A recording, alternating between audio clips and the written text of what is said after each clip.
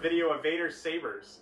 Today we're going to be talking about a new lightsaber that I purchased from Saberforge. This is a Fallen Order Mark II. This is another Saberforge empty hilt, scratch and dent that I purchased off a Facebook group.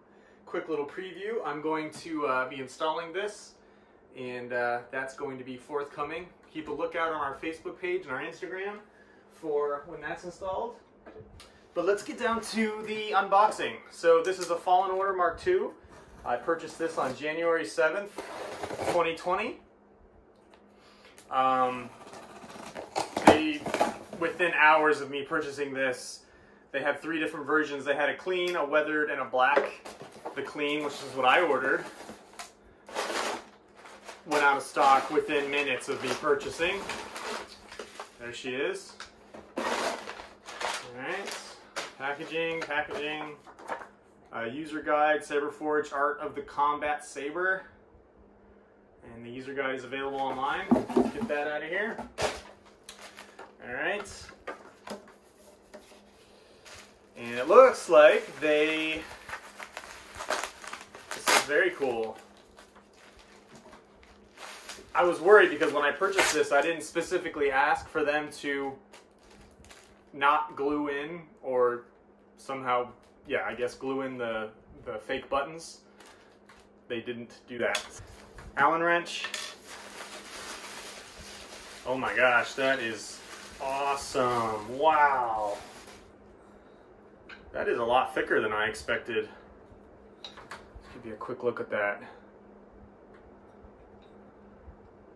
It's definitely a lot bigger than I thought. And, oh, look at that. Wow, okay. So then it's got the, that looks like a pretty thick interior. Man, that is a tight fitting. Anyway, so you can see that. See in there. Let me get up and show you get a better view. It's pretty nice. It doesn't look quite as thick on the camera, but you know, my hands, I'm a 6'4" guy, and my hands are pretty big for my size, and it's quite thick around the handle section. I literally almost put it in upside down. It's like having trouble going in. There we go. It's pretty. So this is again the Saberforge Fallen Mark II. There's a blade plug. And I will be installing this probably with a NeoPixel. I'm not 100% sure yet. CFX, NeoPixel, or I do have a few Verso boards left over.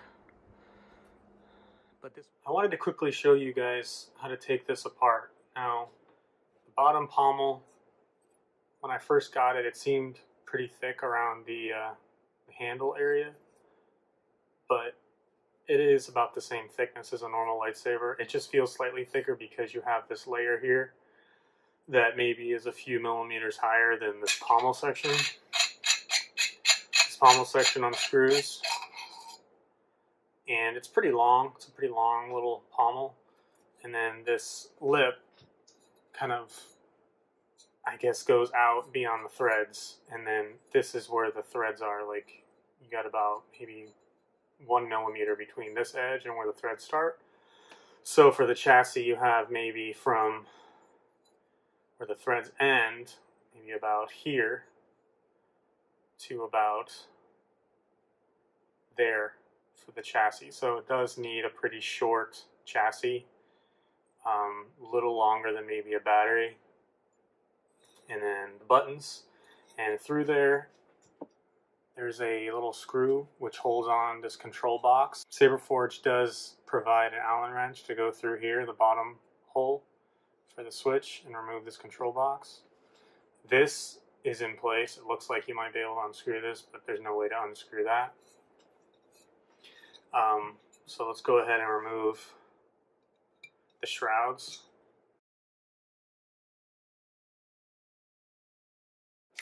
One little word of advice: when you take out screws, you don't want to misplace them. So always find like a little cap, top of a cap, or you can put some spare screws and spare wires in there. So there's that first shroud. And again, Saberforge does provide this Allen wrench to remove all this stuff. So you move that shroud and that shroud, and then that's what it looks like without the shrouds. It's very sleek. These are the holes for where the shroud screws go. The retention screws there. Blade retention screws right there. And then this actually unscrews. So just unscrew that. And then you can unscrew this. So it's interesting to know that this is the all one body right here. You can see in there, this is the light. It's kind of hard to see it, but again, that's where the threading is. So you don't have a whole lot of room for a chassis. And that right there, this is the NeoPixel or LED blade holder, LED holder retention screw. So once you get your LED in there, this is what you would use so it doesn't slide around, or your NeoPixel adapter. And it's interesting because there's no, I wish that this was maybe up here, so then you would give you a little bit more room in here to work with. It's all very tight. So you got the chassis, the battery, and the circuit board, and all the wires. If you have a lighted switch, you got a pretty big capacitor for that. You got a recharge port there.